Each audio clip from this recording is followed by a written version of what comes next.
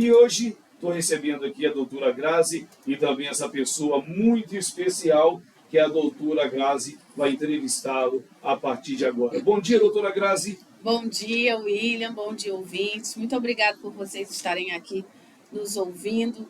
E olha, hoje a gente trouxe uma pessoa que vai, com certeza, inspirar a sua vida. Eu diria até motivar a sua vida para você mudar de vida, que é o Robert Smith. Eu conheci o Roberto quando eu tive o privilégio de trabalhar no City Shalom. Eu trabalhei lá uns 15 anos atrás, não sei, em 2005, 2006, por aí. Foi de lá que eu comecei a fazer minha faculdade.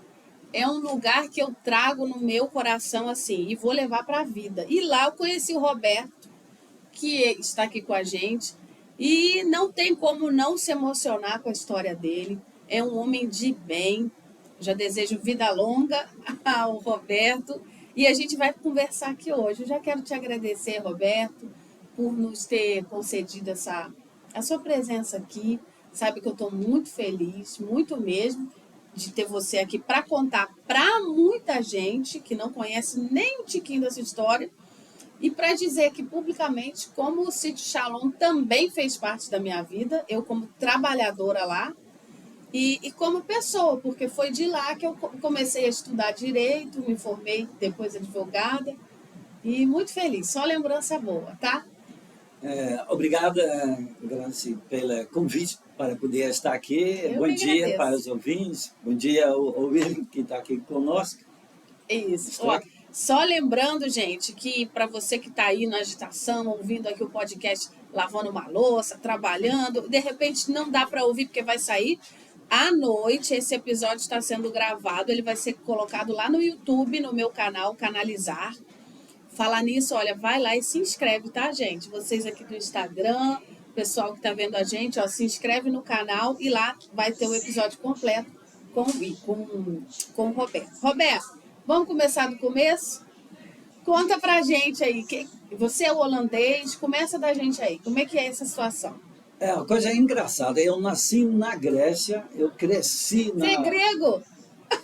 Legal. Meio. É grego. Aí eu nasci lá na Grécia, eu cresci na Holanda e agora que eu estou no Brasil. Pois aí eu casei com uma capixaba e eu tenho 2 filhos. Beijo, o Moisés, que nasceu no Rio de Janeiro, que é carioca, e a Úcia, que é mineira do Bicas. Gente, é um mundo numa família. Bacana, mistura, bacana, é disso aí que a gente faz gente boa, dessa mistura aí. Mas e aí, você cresceu então na Holanda? Eu cresci na Holanda, na verdade, eu fui adotado por um casal holandês. Eu vinha de a história no jornal de que eu fui achado numa barca que vinha da Grécia. Você foi achado num barco? Numa barca onde me deixaram atrás. E lá eu fui para um hospital e depois para um orfanato. E com 2 anos, graças a Deus, eu fui adotado pelos meus pais. Quem imaginava isso? Você foi abandonado num barco, Roberto? Na Grécia? Foi. No porto de Rotterdam, da Holanda. Que o navio vem da Grécia. Você era neném, recém-nascido? 9 meses. Jesus. As pessoas fazem aqui, muitas vezes a gente fala sobre as histórias que acontecem nos países mais desenvolvidos, mas também nos países como a Holanda, que a gente considera um país tão rico. Tão rico que não... Crianças são abandonadas, crianças estão sendo mortas, crianças estão sendo exploradas. Parece que é uma parte da Europa que eles não querem nem que sejam exportados para cá, né? Enfim, as pessoas não sabem, não imaginam isso. Não. E você foi abandonado com 9 meses num navio que veio da Grécia, foi encaminhado ao hospital, na Holanda. E de lá, logo um mês depois, eu fui para um orfanato. E graças a Deus, meus pais que me adotaram. Com 2 aninhos? Com 2 aninhos. Aí é muito engraçado, porque tem muitos pais que não falam para os filhos que são adotados. Eu me lembro quando eu tinha 9 anos, eu mudei da cidade de Roterdã para uma outra cidade menor, Bleiswijk. E eu estava cortando cabelo, aí de repente o barbeiro falou assim, eu te conheço, você não é o Robert Smith? Quando você foi adotada, eu morava no segundo andar. Aí eu sabia a minha história. Você já sabia. Já. Por isso que eu falo sempre para todo mundo, é importante falar muito cedo para seus filhos. Senão você ia tomar notícia Não, ali. notícia lá. Aí é ruim. Não, aí ia ser terrível. Meu Então, Deus. é importante que todo mundo conte, fala né? o mais cedo possível. E, gente, o Roberto, ele tem assim a maior propriedade no mundo para dar esse conselho, porque a gente vai entender aqui, além dele ter sido adotado, a missão de vida dele foi encaminhar pessoas à adoção. Então, assim, se ele está falando é porque ele tem propriedade, né? Já viu várias histórias tristes de pessoas que não foram avisadas e tomaram um susto ali no meio do caminho. E aí é outro trauma, né? Então tem que ter. Verdade. Mas e aí os seus pais? Como é que Não, foi meus pais, a sua infância? meus pais têm muito a ver com a guerra, muito a ver com a Segunda Guerra Mundial.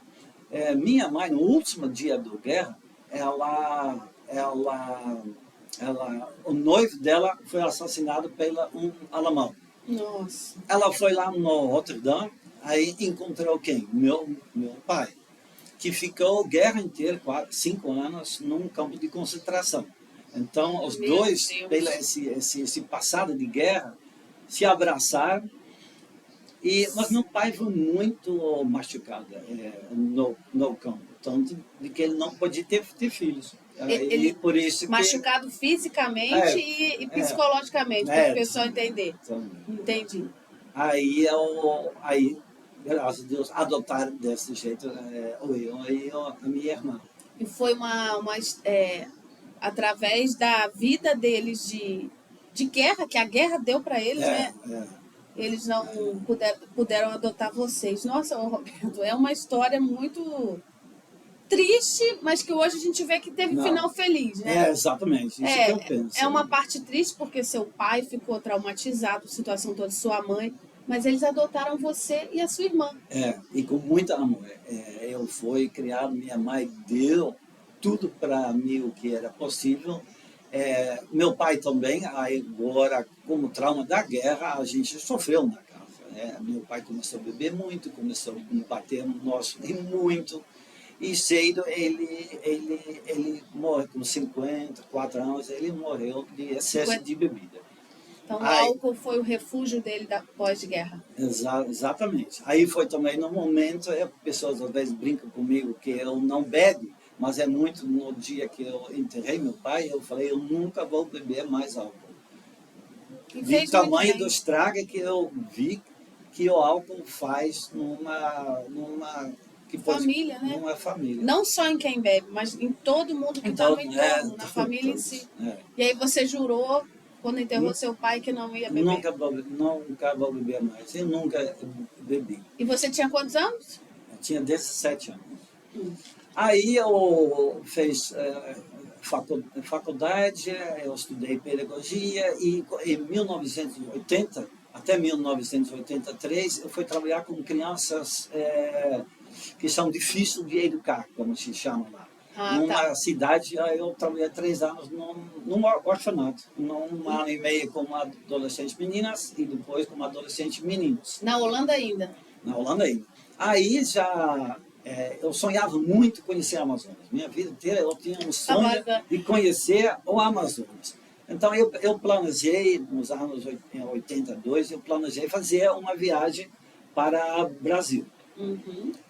Aqui, então em 83, fevereiro de 83, com uma mochila na costa e com 5.000 florins, que hoje que dá 2.500 mil euros, eu fui para o Brasil, para 6 meses, para ficar 6 meses com esse pouquíssimo dinheiro.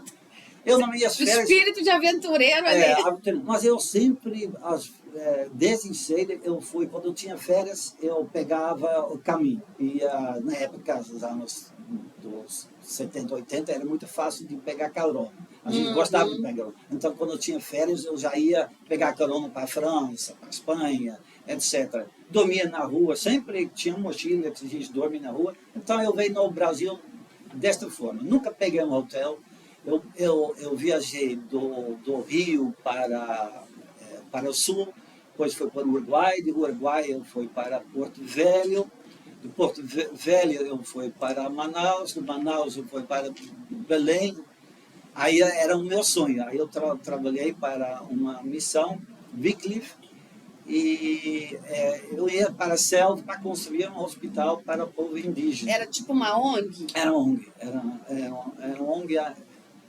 Era uma ONG que vem dos Estados Unidos. Eles traduziam Bíblia, mas também faziam muito trabalho social. Tinha cunho cristão? Alguma... Era sim. cristão. Que eu não era na época. Aí, então eu viajei todo. Muita gente pergunta, mas como você consegue fazer isso? Querer. O querer, uma vontade tão grande. Sempre esteve em você, Roberto? Sempre. Eu não tenho... eu falo isso muito com as pessoas. Mas é muito cara. Mas tem que ter fé. Eu ia para aeroportos para pedir carona no avião. Aí o pessoal rindo, todo mundo... Não, ninguém dá carona. 2 horas depois, vinham pessoas lá no acampamento e falaram, Roberto, seu carona já está pronto, você vai lá no Manaus. Olha isso, gente! Então, tudo que a gente quer, a gente tem que correr atrás, tem que ter fé e correr atrás do nosso sonho. E assim, quem passa por grandes dificuldades na vida, como você, adquire essa força. Coisa que às vezes a pessoa que está num bercinho de ouro, nunca passou por um problema, ela não vai ter essa capacidade de enfrentar. Eu, assim, já era Deus já preparando a sua vida, infelizmente com os problemas para tratar você, para você ser essa pessoa que você é, de enfrentar. Eu nunca ouvi na minha vida, gente, pegar carona em aeroporto, estou ouvindo aqui agora. Não, eu falo isso com todo mundo, com barco, com avião, dormia na rua, dormia nos carros. Tinha que ser o Roberto. Aí aconteceu. Aí, meus últimos dias, era no Rio de Janeiro. Para você voltar, né? Voltar para a Holanda, em julho de 1983. Aí eu dormia na rodoviária. Não tinha mais dinheiro nenhum. Aí eu dormia na rodoviária e de repente eu teve que ir lá no Central do Brasil. E no Central do Brasil ia voltar para trabalhar com umas crianças na Holanda. Aí, de repente, eu parei na escada do Central do Brasil, que eu nunca esqueço, num sábado à tarde, chovendo, e de repente eu olhei e eu vi 100 crianças de rua, no meio do lixo, no meio de prostituta. Quem conhece o Rio de Janeiro, ou a Estação Central do Brasil, na época, que era chamada o Garganta do Diabo, era um lugar terrível. Ainda hoje é muito triste, né, você vê a situação de lá. Mas na época aquele me comoveu de tal maneira. Tocou. Tocou. Aí eu fiquei parada e parece que uma voz falava, mas é aqui? Aí mas que está terrível. Que Deus, que coisa é isso? Que bom que eu vou voltar para minhas crianças, tudo bem, então cuidado. Pensando assim, aí de repente uma voz falava claramente, mas é aqui que você vai trabalhar. Aí eu, como? Eu não conheço ninguém no Rio de Janeiro, nada.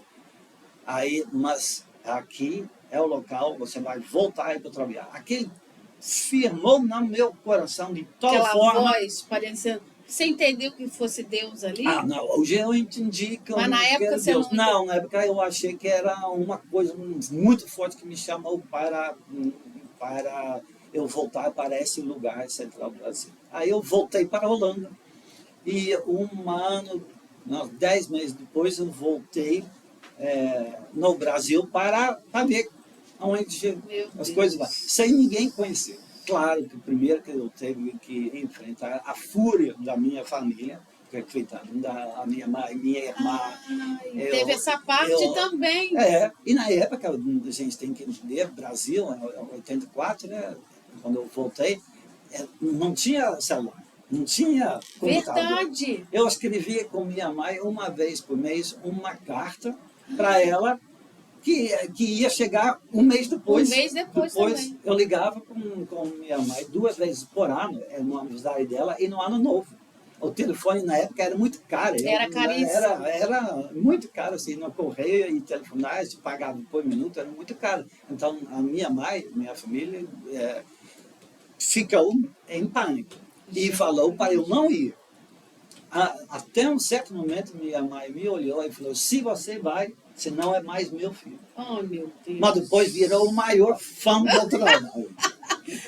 Era saudade, ela não queria Não queria. te perder ali para essa missão. Mas depois ela viu que foi. Que foi. Aí eu Deus. fui. Aí eu cheguei no Rio de Janeiro, eu peguei um hotel muito barato, no centro, e fui procurando. Aí eu fui num lugar do Unicef, eu queria saber quem trabalhava com as crianças lá do Central do Brasil. Entendi. Eu fui lá no Unicef, aí eles falaram, tal dia vai ter uma reunião, que aí vem muito ONGs, vem junto, e uma dos líderes de uma ONG era um americano, que tinha um grande trabalho social no centro do Rio de Janeiro, perto do Central do Brasil. Aí foi engraçado. Aí ele me convidou, eu fui para a escola com ele de ônibus, de uma maneira, de ônibus para a instituição dele. Aí ele falava, aqui, a gente tem uns 400 crianças aqui na escola, mas as crianças do Morro de Providência, o favela mais antigo do Rio de Janeiro, eles vêm para a quadra para brincar, porque no morro não tem espaço para brincar. E as crianças vêm na quadra, porque as próprias crianças da escola não podem usar esse quadro. Você pode nos ajudar? A gente dá para você o espaço, depois de 4 horas, você tem que falar com os meninos para não vir de dia. Aí eu falei, não, vou pensar, porque na minha cabeça eu estou aqui por causa de crianças do Central do Brasil. Aí ele me convidou, acabou, ele falou, pensa sobre isso. A gente saiu lá do ICP, do Instituto, ele me convidou para comer na casa dele. A gente desceu o ICP, eu entrei no túmulo, e onde eu estava? Central do Brasil. Cara, eu pensei, incrível, eu fui convidada justamente no lugar onde eu quero trabalhar com os meninos. Gente, ó, isso é coisa de Deus mesmo. Não, demais, porque na hora eu pensei, é isso mesmo, é o local certo. Aí eu morei, aí eu fui. Quantos anos você tinha? 24. 24. Aí eu aceitei o convite, porque a gente não conhece nenhum. De onde vem os meninos? Eu não falava bem português, na verdade, não falava quase nada. E a cultura desses meninos. De onde vêm esses crianças de rua que estão no Central do Brasil? Então, foi oferecida, eu morei na Rocinha, a maior favela do... Inclusive, eu visitei a Rocinha numa ocasião com uma equipe de holandeses. Ah, foi? Fui lá no Rio, fui na Providência também, que eu trabalhava, a gente foi lá, uma experiência assim incrível, conhecer o trabalho do salão onde eu trabalhava. Fomos lá na Providência conheci Casa de Betânia também. Aí eu fui na Rocinha, eu me lembro. Aí eu morei lá. Aí eu fui trabalhando, pegava ônibus de manhã cedo, eu dava aula lá naquela escola do ICP e depois de 4 horas eu comecei a trabalhar com os meninos. Na quadra? Na quadra. Demorou um tempo para tirar eles da quadra da escola, mas depois que eu ganhei o espaço muito boa para iniciar um trabalho que chama Sparta Sport Club. Eu fundei o Sparta Sport Club. Sparta Sport Club. Existe ainda? Existe ainda. 300 crianças cada semana. Meu Deus! Estão lá. Daqui a pouco você fala, então, de como está hoje. Aí, então, você fundou, mediante esse trabalho na quadra, com as crianças da Providência, Sparta Sport Club. Sparta Sport Club. Acabou 10 horas o clube, eu preparava os pãozinhos e no central, onde tem que pegar um ônibus para a Rocinha, aí eu dava pães para as crianças. Primeiro 10, 20, 30 e depois sacolas e sacolas. Com a providência de Deus. Então, é isso que eu fiz 1 ano sozinho. E depois Rocinha era muito longe. Aí meia-noite eu pegava o ônibus, chegava 1 hora de madrugada na Rocinha e de manhã cedinho, 7 horas eu já ia de novo para ICP. Aí eu pensei, não, é melhor morar no Morro de Providência mesmo. Aí eu fui lá no Morro da Providência. E você morou lá? Eu morei 4 anos lá, que era mais perto do lado do Central do Brasil. Nessa época eu conheci minha esposa, Janina. A Janina, os pais moram, engraçado que eles moravam no Flamengo, bairro bom. Aí, com certeza, acharam que quando minha filha vai casar com um holandês, vai para Copacabana, vai melhorar, né? Você foi o verdadeiro presente de grego. É verdade. O Roberto achando que ele era ricão, porque todo mundo tem essa visão de holandês que é rico, não sei o quê. Mal sabia dessa história, né? E na época... Um abraço, tá, Janine? Você recebeu um presente de grego, mas abençoado. É mesmo. Graças a Deus. Não, na época foi engraçado. Quando eu conheci ela, eu vivia com o dinheiro que eu tinha vendido na Holanda. Eu não tinha casa, mas tinha LP, tinha as coisas que eu tinha lá, eu vendi tudo. E meus primeiros anos eu vivi com esse dinheiro. Então eu andava, tinha um buraco no meu sapato. A primeira vez que a Janine viu, não quis nem muito sentar no meu lado, de tanto que eu... de tão mal vestido que eu estava. Aí, e os pais, claro, queriam que a filha ia crescer, mas onde ela não terminou no Barra da Tijuca, mas ela foi no Morro de Providência. Meu Deus, foi no oposto. Foi uma volta atrás, mas, gente, é muito bom morar na favela. Eu conheci. Não, foi oposto, assim, olhando aos olhos materiais, né? Mas, assim, de viver, de experiência de vida, de trabalhar para ajudar, isso aí não tem preço. Isso aí é a maior riqueza que existe. Aí, junto com pessoas, aí eu, nessa época, eu me converti. Aí eu fez parte da igreja metodista. Ah, sim. Lá no próprio ICP tinha uma igreja. Então eu participei, dei minha vida para Jesus. Aí, a partir das coisas começaram a andar muito melhor. Porque eu estava sozinha lá no Central do Brasil. Entendi. Aí vem outras pessoas se juntando, Janine, os pais dela e outras pessoas da igreja.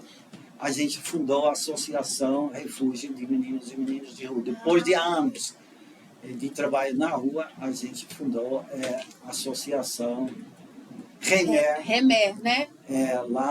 Que significa Refúgio de Meninos e Meninas de Rua. Hoje a gente fala refúgio de meninos e meninas em situação de risco. Isso. Porque a gente não trabalha somente com meninas de rua. De rua não, é uma situação de risco no sentido amplo. Então foi lá no Rio de Janeiro que vocês fundaram. Nós fundamos lá, trabalhamos lá com os meninos na rua, sempre até 2013. No mesmo tempo, a gente tinha uma casa lá, uma casa para onde as crianças podiam dormir, e tinha uma casa lá onde as crianças podiam ficar. Mas lá tinha só 12 crianças. Que era a Casa Betânia? Não, que era na Rua da América. Ah, tá. Um caso na Rua da América, que a gente foi em 1988.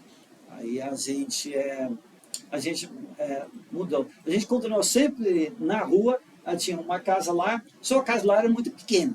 Aí em 1991, 92, a gente começou a procurar um terreno onde a gente podia construir mais casas. Deixa eu só fazer um adendo aqui, para quem está escutando a gente, de repente não está habituado com esse termo.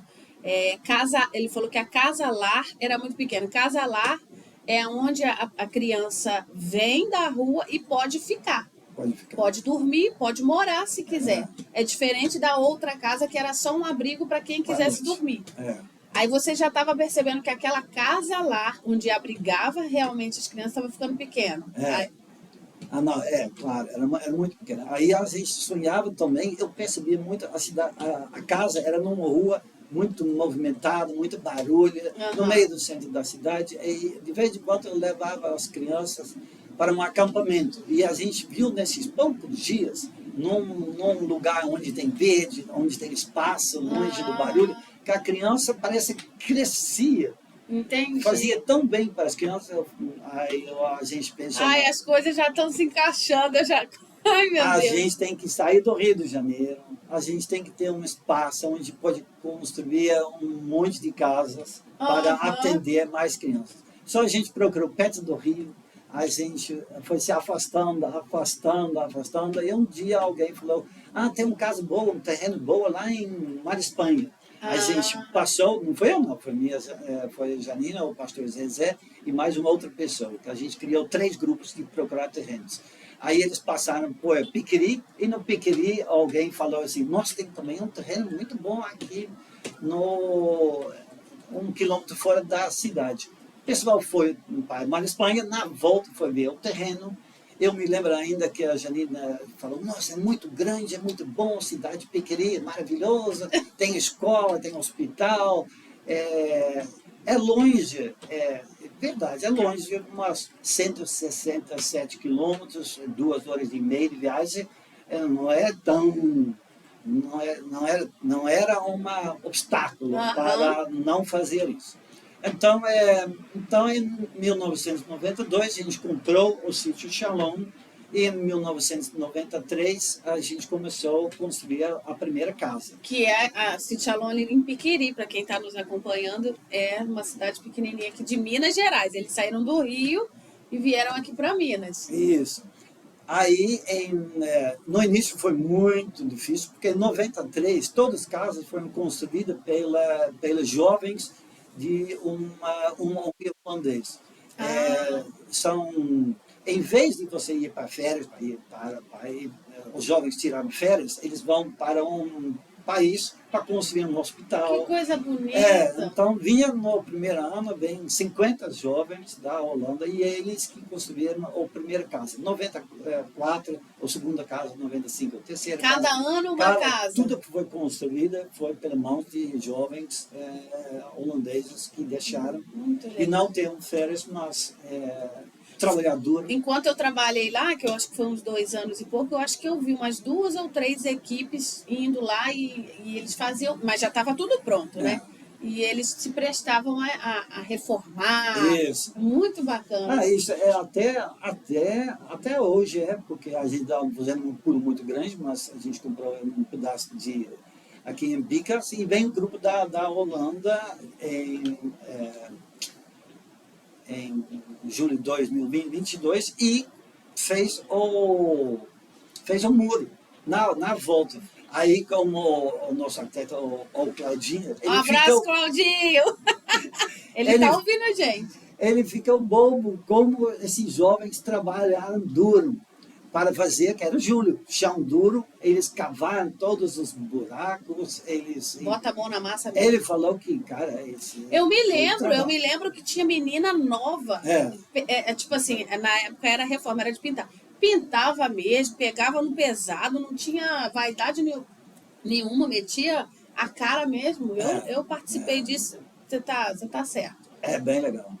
Então é isso, a gente chegou em 92 na cidade de Piqueri. O trabalho no Rio sempre continuou. Continuou, né? Até o 2013. O que aconteceu em 2012, 2013, vinha a Copa do Mundo e vinha a Olimpíada.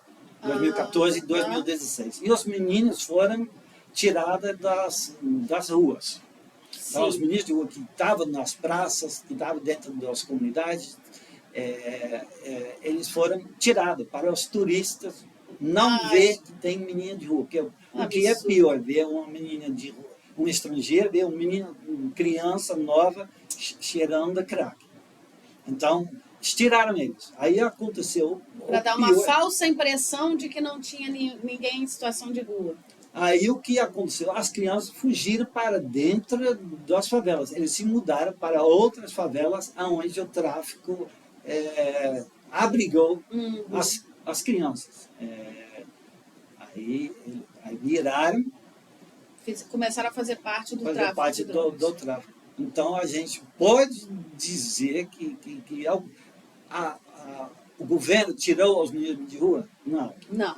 Maquiou a situação. Hoje, uma menina que está desamparada, uma menina que está com problema, que é expulso da casa, ele entra no tráfico. Infelizmente, lamentavelmente. Mas aí você veio se dedicar em Piqueri, no sítio Shalom? Isso. Aí eu mudei para Pequeri em 93 e eu morei 11 anos com minha família no Sítio Shalom, enquanto a gente estava construindo todas Você as chegou a casas. morar no Sítio Shalom? Uma É. das casas foi construída para você morar, então, ali, para Não, poder ficar. não.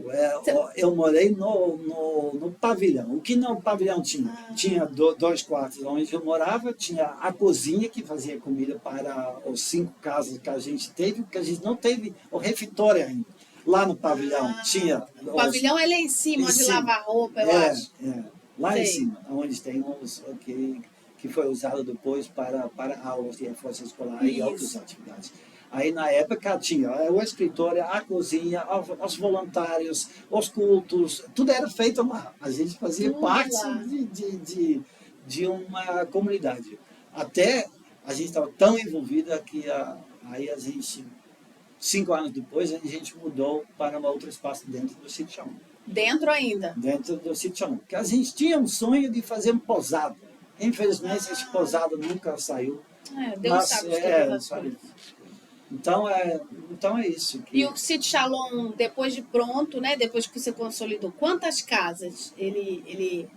Tinha 6, lá embaixo tem duas casas, mas que era mais sempre para... Casa de passagem, casa de passagem que a gente... que eu trabalhei lá, É, recebendo algumas crianças, como se fosse uma experiência que a criança passa por ali, até ver a situação jurídica, social, enfim. Depois ela subia e ia para uma das casas lá. Que eram 6 ou 8 casas, lembra? 6, lá né? em cima tem 6, embaixo tinha 2. 6 casas lares. Muita coisa, gente. Muita coisa. E muita criança passou por lá. Quantas crianças, sabe? Você tem essa matemática? A gente fez 30 anos em julho, a gente fez uma grande festa. Julho do ano passado? Em julho do ano passado. E esse é também a última. E que o interessante foi que teve mais de 80 crianças, que hoje são homens e mulheres, que passaram que voltaram por lá.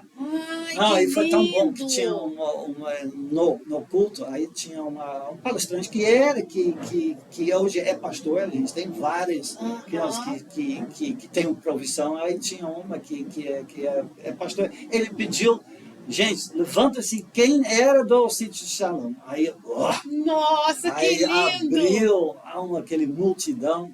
Aí ele falou assim: olha aqui, educadoras, olha essas mais sociais, olha psicólogas. Isso vale Esse aqui é o resultado.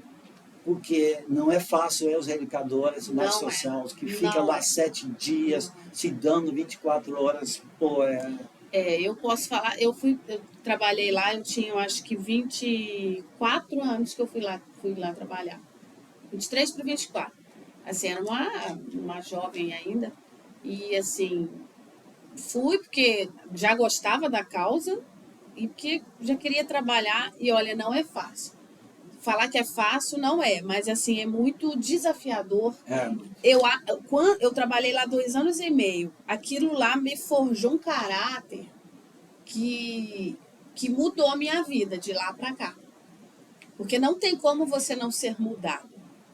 Porque tem gente até que não quer, não gosta, porque não dá. Porque se você entra no lugar, primeiro, você já tem que gostar da causa. E ali você vai tomar um impacto de vida. Porque você lida com crianças e adolescentes dos mais variados possíveis. E você passa a ser ali, o termo, eu não sei se é ainda uma mãe social, né? Um educador, um pai, uma mãe social, enfim. E você tem que lidar. É desafiador e muda a vida da gente. Eu fico assim, meu Deus, muito obrigada por ter me dado a experiência de poder trabalhar lá. E eu imagino, me fala aqui, qual foi a sua emoção quando você viu nessa festa de 30 anos? Não, é demais. Todos esses que regressaram. Não, é demais. Hoje também tem, na diretoria atual do Remer, tem 3 que vieram... que passaram por lá? Que passaram por Sítio Shalom. Que passaram, 2 que passaram nas ruas do Rio de Janeiro e uma que é dos 20 fora, que hoje estão se dando na diretoria. Eu acredito que da ano que vem, quando eu aposento, a gente nunca vai se aposentar, não preocupe a equipe, ainda não vou sair tão Olha, uma revelação rápido. bombástica aqui, hein, gente? Não. Daqui a pouco Daqui a pouco vai subir a hashtag não aposenta, Roberto. Não. Enquanto vivo, estou sempre... Trabalhando, né? Não posso me imaginar. Mas eu acredito que umas das que hoje estão, que é uma das ex-crianças, Aham. e o que vai assumir meu papel em breve, que eu espero. Ai, que lindo. Tá Quantas muito bom. crianças, mais ou menos, você acha que já passou por ali? Criança e Eu acho adolescente? 317. E é muito legal que praticamente, a gente sabe de todos como eles estão hoje. Olha. É também porque Sítio Shalom é uma família. Aham. É uma família que eu vou dizer porque as crianças que saem, eles têm contato um com o Aham, outro. aham. Então a gente fica sabendo da história de quase todos. Talvez tenha uns 8 que a gente não tem notícia Perdeu mais o nenhuma. contato. O resto tem uns 260 crianças que estão bem. Que Isso coisa é muito boa. alto, porque quando você vai ver umas pesquisas, como estão os orfanatos, que eu não Aham. gosto nem essa palavra, na América do Sul, aí chega a uns 35% de crianças que se saem bem. Aí você vê que a gente tem um número Vocês estão altíssimo. acima da estatística média. Que bom, parabéns. Fico muito feliz. Parabéns ao equipe. A equipe toda, E sim. também é muito Deus.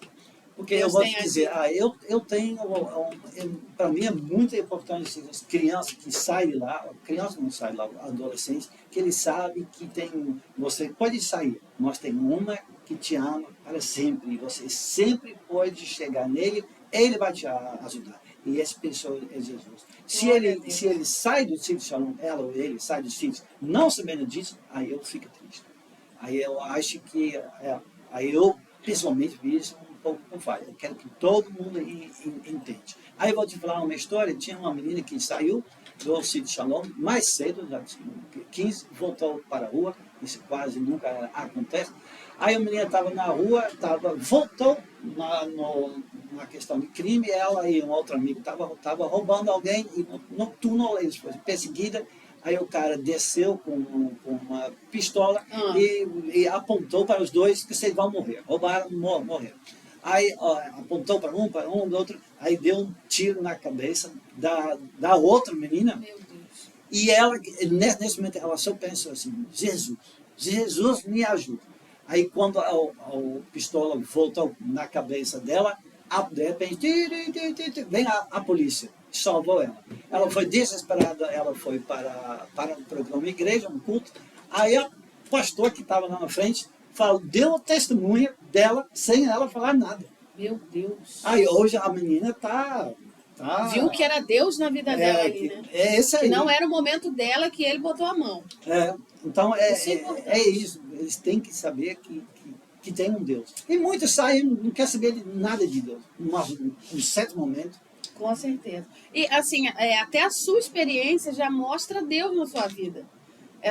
O fato de você ter sido abandonado, adotado, né, resgatado por uma família, ter essa história. E Deus nunca te abandonou, foi um jovem mochileiro pelo mundo, que Deus falou na calçada da central, olha, é aqui que você vai ficar. E depois você volta para a Holanda, vem para... Isso aí tudo é Deus. Não tem como não enxergar Deus na sua história, Roberto. Não tem. Não, a gente enfrenta tantas situações, ainda mais no Rio de Janeiro, que você está com uma pistola na cabeça, você vai morrer sim ou não, e Jesus vai te dar a vitória. Amém. Você estava falando daqui, eu estava lembrando. O fato de eu ter trabalhado lá, né, além de ter mudado o meu caráter, ajudado a forjar o meu caráter, esse lado de ajudar, enfim, também fez parte da minha vida profissional. Por quê? Aí até tem um fato, tinha a Casa República do Sítio Shalom, lá em Juiz de Fora, que é uma casa, tudo tão bem pensado, né, gente, para vocês que estão ouvindo, as crianças e adolescentes que já estavam na fase escolar e de faculdade, ou até já tinham feito 18 anos, eles não eram jogados na rua. Tinha uma república em Juiz de Fora que tinha um convênio com o Granbury, e a criança que quisesse estudar ou fazer faculdade, poderia. E nesse meio tempo aí entrou eu, que como eu era funcionária do Sítio Shalom, eu também tinha a BNS de ter a bolsa do Granbury. Foi onde eu comecei a fazer minha faculdade de Direito, sendo bolsista por trabalhar no Sítio Shalom. Isso faz parte da minha vida. Eu jamais vou esquecer disso. Eu lembrava que eu ia no ônibus de Piquiri, né? Pegava ali, eu trabalhava na primeira casa ali, chegava à tarde, sempre trabalhando em duas, né? Era muito bacana, marcou a minha vida. E assim, até contando isso daqui, para lembrar da casa também, da República, né? Hoje existe ainda essa República? Não, a gente teve República no Rio de Janeiro, na Mar da Espanha e no Juiz de Fora. Depois, a gente teve a República no próprio Sítio Shalom. Ah, tá. Lá na frente, onde você trabalhou na casa de passagem, virou depois República. Hoje em dia, a gente percebe que as adolescentes que saem com 18 anos, eles preferem de voltar à família, que a gente acha também que é bastante saudável. Só tem que ser nossa equipe técnica, assistentes sociais, psicólogas, eles fazem esse movimento de acompanhamento para ver o... Então, hoje, para o pessoal também entender, hoje tem uma equipe que tanto acolhe de início, quanto também dá o suporte para quem já fez os 18 anos seguir, né? Seja para voltar para a família, ou seja para um estudo, né? Tem o suporte. Roberto, eu vou pular para uma segunda fase, mas se tiver alguma coisa que você lembrar e que queira falar, você pode voltar, tem tá? muita coisa, mas não sei muita coisa, né? A gente tinha que 3 horas. Vamos pular um ciclo, mas se você quiser voltar, você volta. O Sítio Shalom hoje, como é que ele está? Pequeri? Qual que foi? É verdade. Já em 2019, a equipe técnica sentou junto para estudar uma mudança para Bicas. Por quê? O Sítio Shalom é muito afastado. O Sítio Shalom não está dentro do Piqueri. Na verdade, ele está 2 quilômetros de fora. As crianças ficam muito dentro da instituição. As crianças, quando querem ir para a igreja, ou querem fazer esporte, ou querem dançar, eles estão dependentes de um motorista para levar eles para a cidade. Porque o sítio tem antigamente tinha ainda o estrado de chão, era fácil, a criança ir muito a pé, mas hoje como asfalto um monte de criança, é muita explosividade, é muito perigoso. Então, a gente tem motoristas. O Sítio Shalom é grande, 36 hectares. A gente tem que ter pessoas que mantêm tudo limpinho. Então, hoje a gente está em Bicas com tudo. Bicas, para quem não sabe, tá nos ouvindo ou está nos vendo pelo YouTube, é uma cidade ao lado de Pequeri, que são 2 cidades pequenininhas vizinhas. Isso. Agora, Bicas só que maior. Né? Bicas é maior. É maior.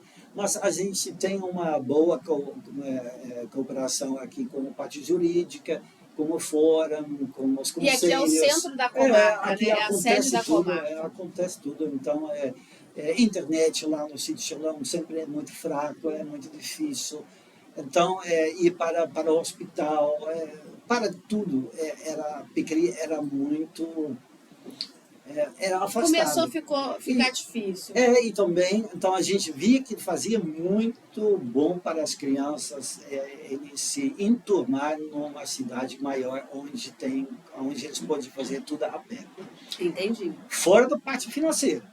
Aí a gente descobriu, diminuiu muito. A gente tinha 4, 5 carros andando para aqui, para lá, o tempo todo, para Pequeri, para Bicas, para Juiz de Fora, fazer compras.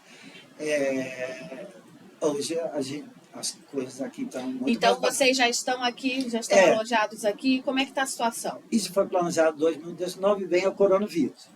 Aí demorou os nossos planos. Mas a gente mudou, a gente comprou um terreno aqui na cidade de Bicas, 550 metros quadrados, onde a gente vai ter escritório, onde vai ser a casa lá.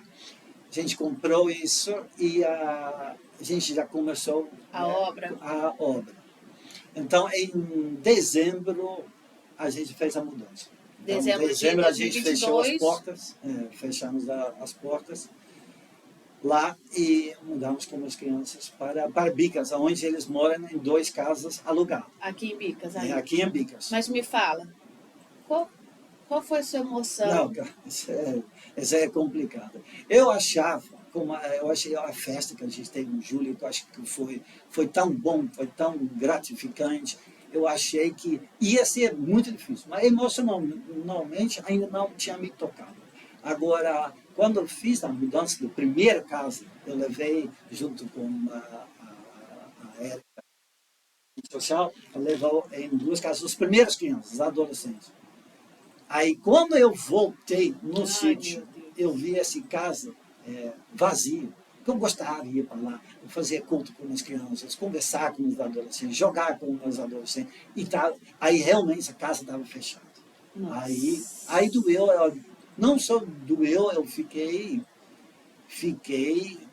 Eu ia viajar para a Holanda depois, sempre em novembro eu vou para a Holanda para correr atrás do dinheiro, e eu não tinha condições emocionais. Ficou um pouco eu fiquei bastante porque foi um ciclo que fechou, mas foi um dos ciclos mais importantes da sua vida, né? A gente fica imaginando assim.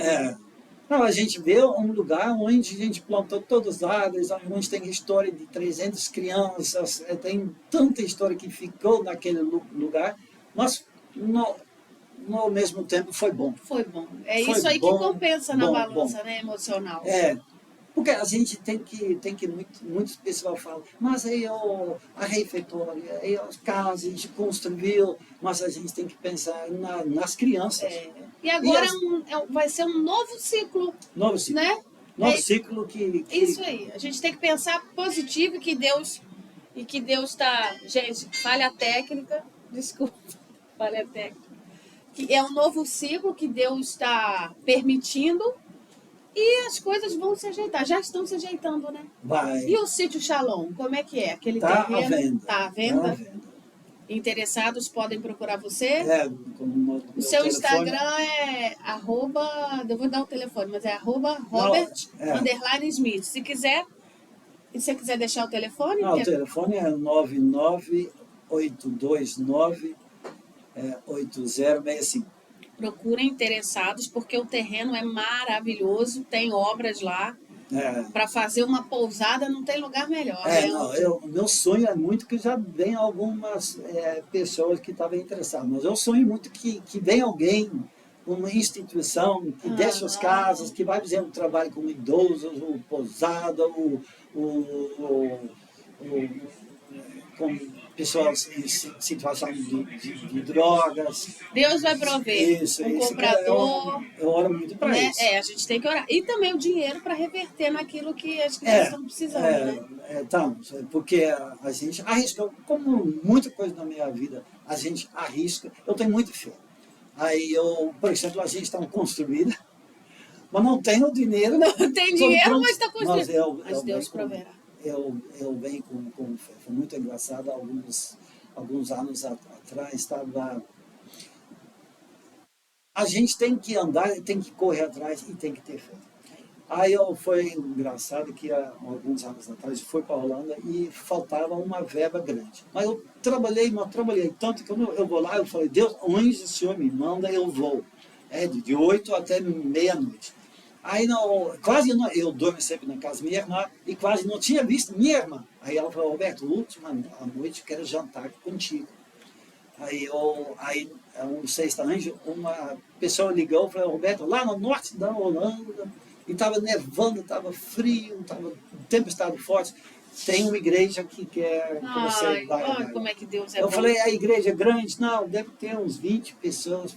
Aí eu cansado, eu falei, minha irmã. Primeiro eu fiquei com pena da minha irmã, aí depois eu pensei, não, eu tenho que ir onde tem que ser chamado. Aí quando eu fui, levei alguém, porque eu estava cansadão, levei alguém, testemunha. Aí eu, tinha pouquíssima gente. Aí no culto à noite, quando eu saiu, pediu um senhor, ele pediu, eu posso conversar com você pessoalmente? Eu falei, posso. Aí ele falou, eu queria fazer uma oferta. Eu falei, pode, né? Graças a Deus, aqui é o número da instituição. Aí ele escreveu o cheque, R$75 mil. Meu Deus. Falei, se eu não ia ter ido, eu não ia ter sabendo nunca. Por isso que muitas Tem vezes que a ir gente onde- fala, a gente tem que, se Deus manda, tem que ir. Tem que ir. E muitas vezes a gente não vai perceber a bênção Pois é. de que Deus tem para nós. Se não obedecer, se não vai ter a obedece. bênção. Então a vida toda é... Você falando aí, a gente já está, infelizmente, daqui a pouco indo para o final, mas eu queria tocar em 2 assuntos aqui. O primeiro, você falou aí da sua irmã. E a sua mãe, no meio disso tudo, ela faleceu? Não, ela faleceu. Mas antes dela falecer, ela chegou a Ela vem, ver. ela vem Como é aqui, que- toda festa, quando tinha festa, ela veio. Ela veio um ano, ela estava já muito doente, ela estava no hospital e eu estava 25 anos casado. Aí ela falou que eu venho para o hospital. Não pode. Ela arrumou algumas enfermeiras e foi assim mesmo, teimoso que ela queria estar presente. Quando ela, a noite antes de morrer, antes de cirurgia, onde ela morreu, ela ainda deu o boletim informativo do remédio para o médico. Meu Deus. Ela virou o maior fã, vinha aqui. Que bom que ela viu isso tudo, viu, a sua história. viu, Ela Nossa, foi a agente que Deus usou para te acolher, isso. para te restituir, para te dar uma vida, um caráter. E viu quem você se tornou. Eu imagino que foi o maior presente da sua mãe, foi ver que a atitude dela em adotar você virou um presente para milhares de pessoas. Que bom, que Deus continue abençoando a sua vida, a vida da sua irmã. E muito obrigada aí pela vida da sua mãe. E agora, eu queria saber, essa sua vida de entrega ao Sítio Shalom, mas você conseguiu, nesse meio tempo aí, casar e ter filhos? Como é que foi a sua vida aí nesse meio? Seus filhos foram crescer. Eu vou falar aqui que eu sei, cresceram no meio. O casalzinho dele lá estava sempre no meio, lá no Sítio Shalom. Como é que foi? Não, primeiramente, minha esposa, ela está desde o início com comigo. você. Tá lá, ela é fundadora da Associação Remédio, ela foi para a rua, ela acompanhou todas as fases do trabalho. Hoje ela não trabalha mais no remédio, mas ela... Trabalhou muito, né? Ela trabalhou muito, ela me dá até hoje, dá conselhos quando estou num momento difícil. Um abraço para a Janine. Guerreira. Janine é psicóloga, né? Hoje é psicóloga, atende em Piqueri, é muito importante na minha vida. Aí vem o Moisés, no Rio de Janeiro, hoje ele mora no Juiz de Fora, mexe com contabilidade, quando a gente está precisando dele, ele está aqui para ajudar. Também. E a Úrsula, que foi para Recife, está trabalhando lá no Secretaria da Saúde, e já 2 anos e meio está lá, e ela tem um desejo grande de voltar mais perto de nós. E eles gostavam de estar no meio, né? Como é que era essa vida deles aí? Não, eles participavam muito? Eles... Tinha ciúme das criancinhas do Sítio Shalom te agarrando? Como é que era? A gente percebia depois isso. Eu não percebia isso na hora, mas realmente os visitantes, as pessoas, quando vieram tudo para as crianças. Mas ele era amigo dos crianças, era amigo deles. Era um ciúme normal, né? Quem não tem ciúme na vida, né? Ainda mais criança. Então, ele até hoje, ele tem muitos amigos que eram da época dele, com quem ele estudou e com quem ele morou. Muito bom. Está muito junto. Roberto, eu tenho muita coisa para falar, eu sei, mas infelizmente a gente tem que acabar. Mas eu quero deixar aqui a sua história é muito inspiradora mesmo. E eu que sou uma cristã declarada, todo mundo sabe, tenho meus momentos de fé todo dia aqui na rádio. Falo muito por esse serviço cristão de empatia, de ajudar o próximo. Você é uma inspiração. E eu não estou rasgando seda, não estou te dando glória à toa, não. Eu estou falando o que eu sou uma pessoa que fala. A sua história inspira muito, emociona muito, e muito mais, não só por você ser o Roberto, fundador do Remê, mas essa sua história. pregressa da sua infância diz muito sobre o que você é. Deus já parece que já tinha desenhado você para esse propósito. Não sei se você se sente assim, mas quando a gente ouve essa história é o que a gente sente. Não, depois a gente percebe que cai tudo. Você percebeu isso? Depois. E assim, gente, é muito bom. Espero que você que nos ouve. Eu ainda estou amadora, tá? Um dia eu vou ter um assessor aqui que vai ler as mensagens do Instagram, vai ficar tudo melhor. Mas enquanto isso, a gente tem que lutar com o que tem, né? Então, você que está no YouTube, se inscreve no canal, deixa o seu like. E, ajudar a ONG Remer. Eles têm um Instagram que é Remer. Eu não sou muito de Instagram social, não. Mas a gente tem remer.org, eu acho. Tá? Vai lá, vai no direct, se você quiser ajudar a causa, se quiser visitar, saber sobre casas lares, adoção, família acolhedora, porque está vindo aí um grande projeto a esse respeito. Se você quiser saber mais, procura para ter alguma informação, tá bem? Eu só queria falar, nós estamos muito agradecidos que estamos aqui em Bicas, nós queremos estar juntos, nós queremos fazer o máximo possível para crianças, até que cheguem na nossa instituição. A gente quer aonde poder ajudar com prevenção, com programas de serviços de família acolhedora. A gente tem muitos planos. Aí a gente está muito feliz. E pode contar comigo aqui nos programas e com a rádio, né, William? O William tá quietinho ali, gente, tá trabalhando, é um menino trabalhador. Mas ele já falou aqui antes nos bastidores que pode contar com a rádio, então estou fazendo a vez dele aqui. Obrigado. Pode contar com a rádio e a gente vai colher mais frutos ainda do seu trabalho, né? O trabalho é seu e a gente colhe os frutos. Não é meu, é de Deus e de todos nós. Muito bom. Esse Roberto é uma simplicidade em pessoa. Pode fazer suas considerações finais e eu passo aí para o William. Robert, antes de você fazer as suas considerações finais, eu gostaria que você voltasse aqui outro dia para que você gravasse um comercial em prol lá da instituição. Você vai fazer um texto, vai colocar aquela música que tem meninos cantores lá, que eu sei, que eu já muitas vezes já coloquei aqui, principalmente final de ano. Foi até o Júnior que trazia para mim aqui. Até o Júnior fez uma CD com as crianças. Foi muito legal. Não sei se você lembra. Não soube. Garotada Shalom. Aí você vai trazer a música e você vai fazer um texto lá de 30 segundos, que esse comercial aqui vai ficar vitalício. Aqui na emissora. Eita, coisa boa. Tá? Para fazer parte da grade, é o nosso presente para a instituição e que você vier precisar de funcionários. Agora não vai ser Sítio Shalom mais. Não. Já tem outro nome? Não, o pessoal pensa em Casa Harmonia, mas isso não é nada definido. Hoje a gente fala Remer Bicas. Remer Bicas. Tá. Aí aqui está à disposição, você pode mandar para a Grazi, depois nós vamos visitar também lá. Vai ter inauguração, se você acha que demora, quanto tempo para inaugurar? Não, o Claudinho que está ouvindo, o pessoal está falando dezembro, este ano ainda, então Esse ano? Não, foi falado que ia ser fevereiro, março de 2024.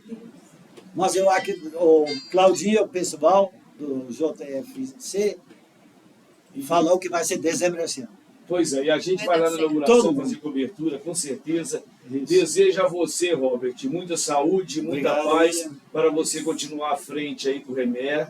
E pode contar com a Grazi, com a rádio, que nós temos carro de som, nós temos a rádio, nós temos estúdio próprio, nós temos site jornalístico, a gente está à disposição. E também pode mandar para mim uma foto em JPEG, para a gente manter lá no site do jornal.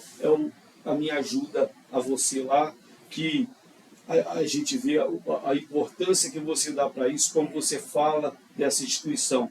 Foi uma das melhores entrevistas aqui na rádio, diferente, e as pessoas que estão nos ouvindo aí, seja qualquer instituição, se é de bem para o próximo, seja as pessoas que mexem com droga, as crianças, os idosos, os animais. Vamos ajudar. Isso. A gente está aqui de passagem, né, Robert? É isso. Vamos fazer a nossa parte. Obrigado, A William. perfeição está em Deus. Mas a gente também pode tentar acertar em muita coisa. Nós vamos mandar o material o mais rápido possível. Tá legal. Agora William, pode falar. o presentinho, tem A gente tem que esquecido. tirar foto. É uma lembrancinha de... Posso abrir? Claro, por favor, que a gente tire uma fotinho aqui. Ela tá com um pezinho para você colocar. Pode colar na parede ou deixar no seu escritório, na sua sala, onde você quiser. Aí. Aqui, ó. Ah, que legal. Com o seu nome e a data. Peraí, deixa eu tirar aqui. Vou pegar aqui agora só você, Robert. Isso, gente, posando para A gente foto. não está gravando mais, não, né? Tá. Não, tá ao vivo. Tá ao vivo e gravando. Tá ao vivo. Mais Vai uma lá, aqui, mais uma. Isso aí. Aí, beleza. Felicidade total. Muito obrigado, William. Aí, o mais rápido possível, a nossa equipe técnica, o Magda, o Paulo, está ouvindo isso e que já estão Um preparando esse material. abraço para eles. E agora você já sabe o caminho, se torna mais Sim. fácil. Agora, Obrigado, doutora Eu que Grazi. agradeço, como Obrigado, Robert. Obrigado, Sucesso sempre. sempre. Obrigada, pessoal. que Deus abençoe cada um de vocês. Amém. Muito bem, está chegando ela aí com notícias direto